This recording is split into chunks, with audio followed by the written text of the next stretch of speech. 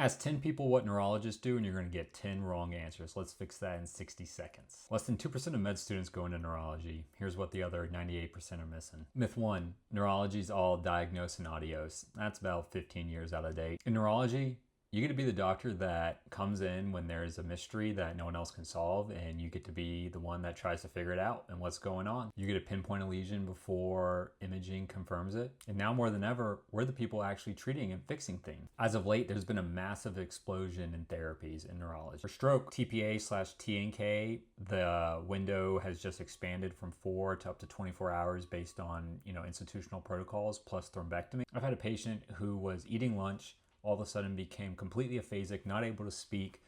Give him TNK. I see him in the neuro ICU a few hours later and he's speaking. It's really, really satisfying to see that. MS used to be a debilitating death sentence. Now, if you can get diagnosed with MS early on, the therapies we have can more or less stop the disease in its tracks and prevent progression. Migraine. Everybody gets migraines. Everybody gets headaches.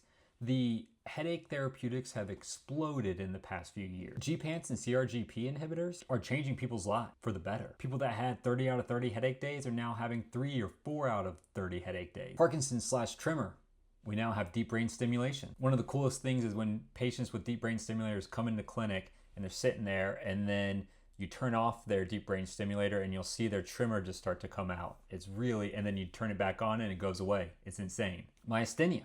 People used to come in the hospital all the time with myasthenia exacerbations, have to be in the ICU for days to weeks, intubated. But now with our immunotherapies, we're keeping these people out of the hospital, keeping them off steroids. This is really one of the most exciting times to be in neurology. There's such a great lifestyle range in neurology. You can do, if you never want to work a night, a call, or a weekend ever again, you can go all outpatient. Those jobs they're begging for outpatient jobs.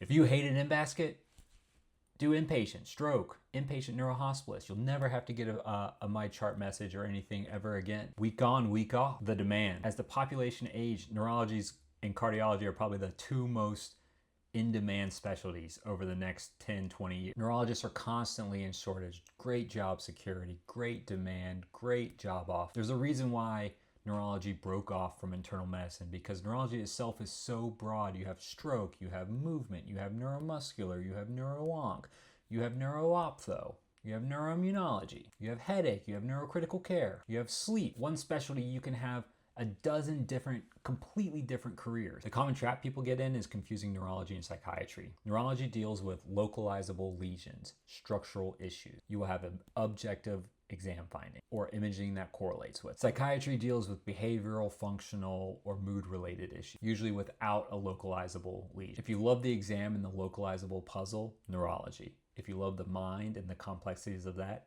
psychiatry.